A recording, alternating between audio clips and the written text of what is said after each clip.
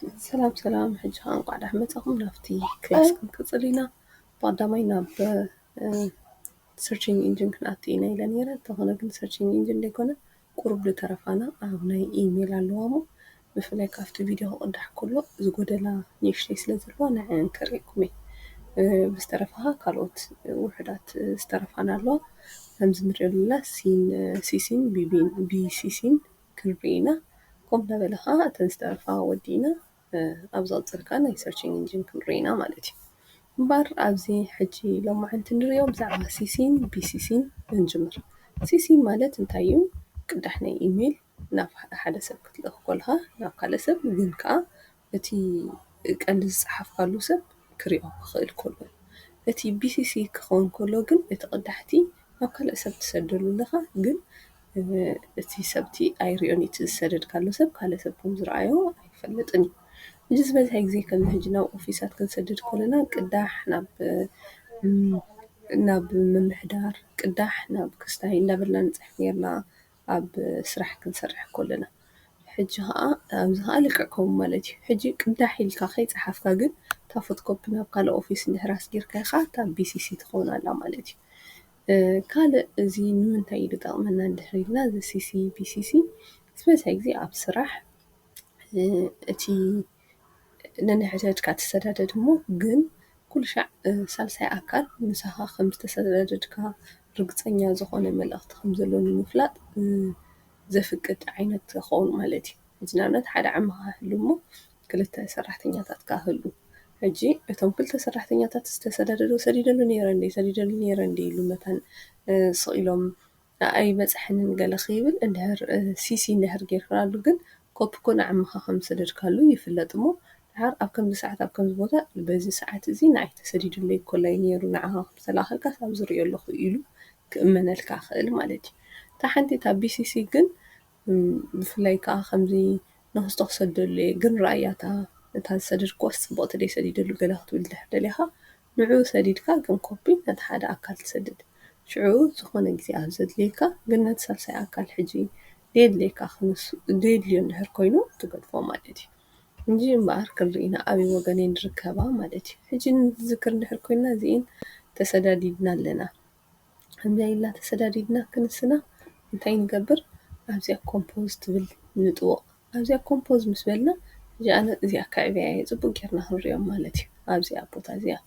حجي اوكي قلت حجي انتايا تون دحري لنا بهايمانوت إلى نيرة قدامي هايمانوت سوري لا بهايمانوت إلى اندحر صحيفة هايمانوت إلى اندحر صحيفة كم جا اندحر جيريا كالقو كوسخ اندحر جليون أبزي بزحت اندحر كوين ديرنا نسدون كلاس ملئتي وين سرحتنياتات بملؤات قال ملأ أبسدلو أبزي هجد أبنت هايمانوت كاليت اندحر دليو وينكا زهونه ሃይማኖትካ ካልእት እንድሕር ሃላ ከምዚ እንዳገበረ ይኸይድ ማለት እዩ ኦኬ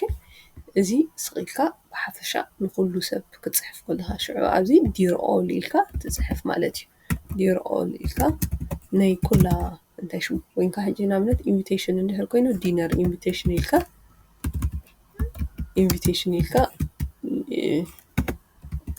ኢንቪቴሽን ኢልካ ኣብዚኣ ትፅሕፍ ንሓን ከም ትፅሕፍ ከም ተፅሕፈ ንሕሰቦ ኣብቲ ላዕለዋይ ከዓ ቱ ጌርና ኣለና ናብ ሃይማኖትን ናብታ ካልእቲ ሃይማኖትን የእቲና ኣለና እዚ ኸውን ግን ኣብዚ ከዓ እቲ መልእኽትና ፅሒፍና ንኸይድ ማለት እዩ ሕጂ ኣብዚኣ ካልእ ከርእየኩም ዝደሊ ኸ ኣብዚ ነዚ ፅሕፈትካ ከመይ ክኸውን ትደልዮ ቦልድ ዲኻ ክትኮን ትደልዩ ደሚቕ ክኸውን ድዩ ከምዚ ኢታሊክ ዲ ክኸውን ወይ ከመይ ትፅሕፈኻ ቡለት ዲኻ 1 2 3 ዘለዎ ድዩ ከምዚ ነጥብታት ዘለዎ ድዩ ገለ ኣብዚ ነቲ ፅሕፈትካ ኤዲት መግበሪ ዘፍቅድ መሳርሒ ኸ ኣለና ኦኬ ሕጂ ብጀካ እዚ እዛ ዓንተይ መጀመርያ ክኣቱ ከለኹ ተዘራረብናሉ ኣብዚኣ ሲሲን ቢሲሲን ኣሎ ሲሲ ኮፒ ምግባር ኮፒ ግን እዚኦም ክልተ ሰባት ናብ መን ኮፒ ከም ተገብራ ክፈልጡ እዚኣ ሲሲ ማለት ግን ንመን ኮፒ ከም ዝገበርካ እዚኦም ክልተ ሰባት ዝፈልጡ እዮም ንኣብነት ሃይማኖት ክብል ኣብዚኣ ሲሲ ካልእ ሰብ ተዝኾን ሃይማኖት እዚኣ ምኾነት ነይራ ማለት እዩ ካልእ እቲ BCC ኸዓ ዘይርአ ካልእ እቲ ሳልሳይ ኣካል ከም ዝተፃሕፎ ዘይርአ እንድሕር ኮይኑ ግን እዚኣ BCC ጌርና ኸዓ እንታይ ንገብር ሃይማኖት ኣት ያሁ ዶት ኮም ዘላ BCC ክንገብር ኢና ኦኬ ሕጂ ዲር ኦል ገለ ኢልካ ዘድልየካ ትፅሕፍ ኣብታ ዝሓለፈት ኣታችመንት ኣርአየኩም ነይረ ግን ኣታችመንት ወይንካ ምጥባቕ ኣብቲ ቪድዮ ስክሪን ስለ ዘይወፅእ ኣየበለን ኣብዚኣ ኸ እታ ናይ ኣታችመንት ንጥውቓ ኣታችመንት ጌርና ንኣብነት እዚኣ ሜተድ ዋን ክሰዳ ስለ ዝደለኹ ሜተድ ዋን ኢለ ኦፐን ኢለ ኣብዚኣ ምስ ዝሰዳ እዚኣ ዳውንሎድ ጌራቶ ማለት እዩ ኣይሚን ኣፕሎድ ጌራቶ ማለት እዩ ሕጂ ንኣብነት ክኸይድ እዩ ሰንድ እንድሕር ኢለ ይኸይድ ማለት እዩ ኦኬ ሕጂ ናብቲን እንታይ ሽሙና ክንከይድ ኢና ማለት እዩ ፀሓየ ኣብኣ ኣትየ ኣለኹ ልክዕ ከምዚኣ ንሪኣ ኸ እዚኣ መሴጅ መፂኣትልና ኣላ እንድሕር ኣስተውዒልና ኣሎ ኣብዚ ጎኒ ኣታችመንት ንርኢ ኣለና ኦኬ እታ ምልክት ናይ ክሊፕ ዓይነት ዘላ ሰዓት ክንደይ ተሰዲዱ ሰዓት 12:51 PM ትብል ዘላ ሕጂ ኣብዚኣ ጥቡቕ እንድሕር ኣቢለ ክንርኢ ኢና ናበይ ተሰዲዱ ኣብዚ እንድሕር ኣሎ ንዓይን ንመን ከም ተሰደደት ንሪኦ ኣለና ኣብዚ ፍሮም ሃይማኖት ተኽለ ቱ ሃይማኖት ፀሓየ ቱ ሃይማኖት ፀሓየ at yahoo.com ዝብል ኣሎ ካልእ ኣብዚ ዴት መዓስ እዩ ሜይልን ብጂሜል ከም ዝተፃሕፈ የርእየና ኣሎ ዳሕኒ ኤኒዌይስ ግን እታ ሲሲ ኣብዚኣ ናብ መን ከም ዝተፃሕፈ ትሪእይዎ ኣለኹም ናብ ሃይማኖት at yahoo.com ኣብዚኣ እንድሕር ርኢና እንታይ ጌርና ነርና ኣብዚኣ ሰንቲ ምዃኑ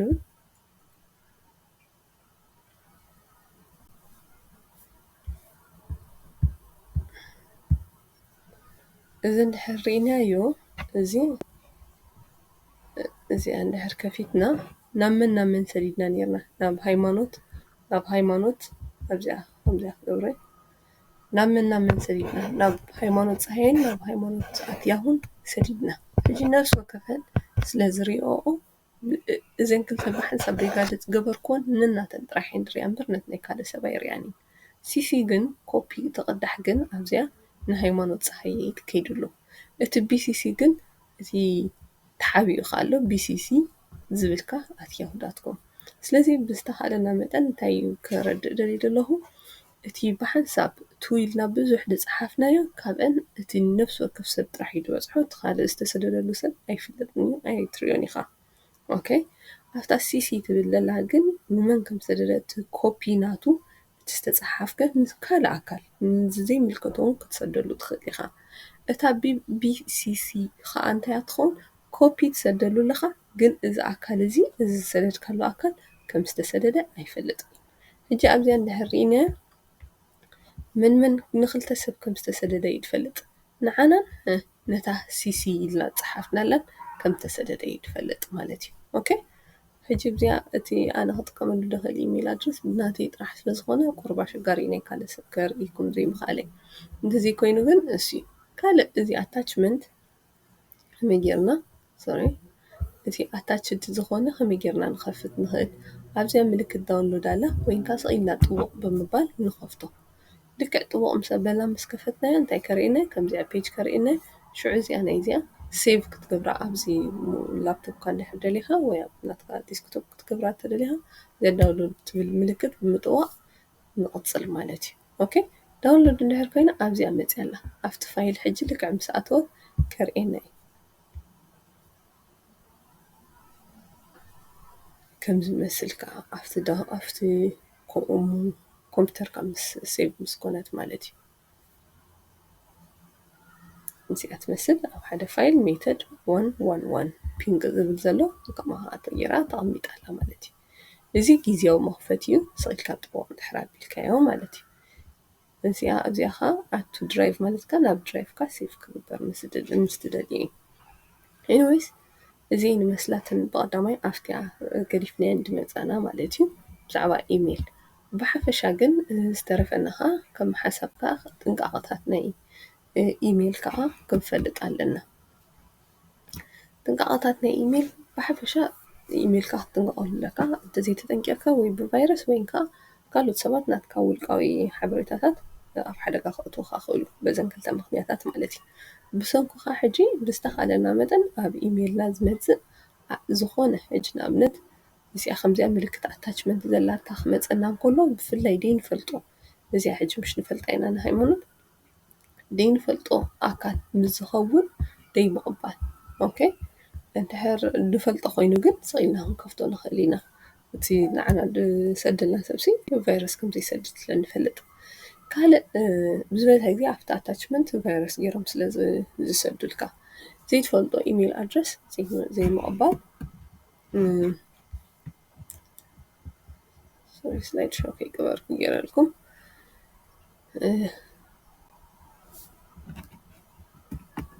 እዚአንን ጥንቃቐታት ኣብ ኤሌክትሮኒካዊ ደብዳቤ ወይ ከዓ ኢሜል ምጥንቃቕ ብጣዕሚ ኣገዳሲ እዩ ንክልተ ነገር ኢና ንጥንቀቐሉ ሓደ ንቫይረስ እቲ ካልኣይ ከዓ እቲ ናትና ውልቃዊ ሓበሬታታት ኣብ ሓደጋ ንከይኣቱ ማለት እዩ ንኣብነት እንድሕር ናትካ ዕለተ ልደትካ ኢሜል ኣድረስካ ገለኻ ቁፅሪ ገዛኻ ገለገለ ዝፈልጡ እንድሕር ኮይኖም እዚኦም ተጠቂሞም ነቲ ናትካ ናይ ባንክ ኣካውንት ክኸፍትዎ ስለ ዝኽእሉ ማለት እዩ ዝበዝሐ ግዜ እዚአን ስለ ዘገድሳ ታትስዋይ ዋላ ኣብ ፌስቡክ ይኹን ኣብ ገለ ይኹን እቲ ንሕና ሎኬሽን ናይ ገዛና ይኹን ወይ እቲ ናይ ኢሜልና ብፍላይ እቲ ፐርሰናል ዝኾነ ኢሜልና ንባንክ ንገለ ንጥቀመሉ ከምኡውን እቲ እዚ እንታይ ኢና ንብሎ እዚ ዕለተ ልደትካ ብሓንሳብ ጌርካ ሼር ዘይምግባር ንምንታይ እሱ ብምሉእ ተጠቂሞም ካብ ባንኪ ይኹን ካብ ካልእ ቦታታት ናትካ ፐርሰናል ዝኾነ ነገራት ክወስዱ ስለ ዝኽእሉ ካልእ ኢሜል ቫይረስ ክሕዝ ስለ ዝኽእል ኢሜል ቫይረስ ክሕዘሉ ዝኽእል ቦታ ከዓ ኣብ ኣታችመንት እዩ ኣታ ኣታችመንት እንድሕር ተንኪፍካዮ ከዓ ቫይረስ ክትፀንሕ ትኽእል ነታ ላፕቶፕካ ተበላሸወልካ ትኽእል ወይ ከዓ ነታ ሞባይልካ ብሓፈሻ ግን ንፈልጦም ሰባት ተዘይኮይኑ ዘይንፈልጦም ሰባት ወይ ከዓ ዘይንፈልጦም እንታይ ሽሙ እንድሕር ተሰዲድልና ዝተኻእለና መጠን ዘይምቕባል ካብ ዘይንፈልጦ ኢሜል ኣድራሻ ዝተላእኸ ሊንክ ወይ ኣታችመንት ፈፂምካ ዘይምትንካፍ እዚአን ካልእ ኮምፒተርና ብዝተኻእለና መጠን ኣንቲቫይረስ ወይ ከዓ ፀረ ቫይረስ ኢልና ንፅውዖ ሶፍትዌር ክህልወና ኣለዎ ኣንቲቫይረስ ኩሉ ሽዕ ክህልዎ ኣለዎ ኮምፒተርና ይኹን ሞባይልና ገለ ካብ ካልኣይ ከዓ ናይቲ ሶፍትዌርካ ወይ ከዓ ናትካ ኢሜል ኣድረስ ኣብ ስፓም ይኣቱ እዩ ስፓም ማለት እንታይ ማለት እዩ ኣብ ኢሜልካ ክኣቱ ምስ መፀ እቲ ጂሜል ይኹን እቲ በቃ እቲ ዌብሳይት እቲ ኣለልዩ ነው እዚ ኣይና ሕማቕ ክህልዎ ክእል እዩ ኢሎም ብፍላይ ኣድቨርታይዝመንት ዘለዎ እንድሕር ኮይኑ ስፓም ወይ ከዓ ንጃንክ የእትዎ ሓንሳብ ግን እቲ ጥዑይ ኢሜል ኣድረስ ጥዑይ ኢሜል ዝሰደድካዮ ኣብ ስፓም ወይ ኣብ ጃንክ ስለ ዝፀንሕ እቲ ዘድልየካ ኢሜል ተሰዲድልካ ኣሎ እንድሕር ተባሂሉ እሞ ግን ከይበፅሕ ኣይበፅሕን ሕንን ትብል እንድሕር ኣለካ መጀመርያ ቅድሚ ኣይበፅሕን ምባል ኣብ ስፓም ምርኣይ እዩ ማለት እዩ ካልእ ኢሜልካ ንምእታው እትጥቀመሉ ፓስወርድ ብዝተኻእለካ መጠን ንኻልእ ኣካል ሼር ዘይምግባር እሱ እንድሕር ሼር ገብሩ ኮይኖም ብኡ ተጠቂሞም ንካልኦት ሰባት ዘየድሊ ኢንፎርሜሽናት ይኹን ወይ ካብ ካልኦት ሰባት ክረኽብዎ ዝደለዩ ብሽምካ ገይሮም ክሰርቁ ስለ ዝኽእሉ ካልእ ከዓ እቲ ናትካ ውሽጥኻ ዘሎ ፐርሰናል ኢንፎርሜሽን ንስኻ ዝተሰዳደድዎ ዝኾነ ሰባት ገለ ክረኽቦ ስለ ዝኽእሉ ነዚአን ክንጥንቀቐለን ኣለና ሕጂ ብዝቕፅል ናብ ስርች ኢንጂን ክንከይድ ኢና እዚአን ይመስለኒ ሎማዓንቲ ኣዳልየን ነበርኩ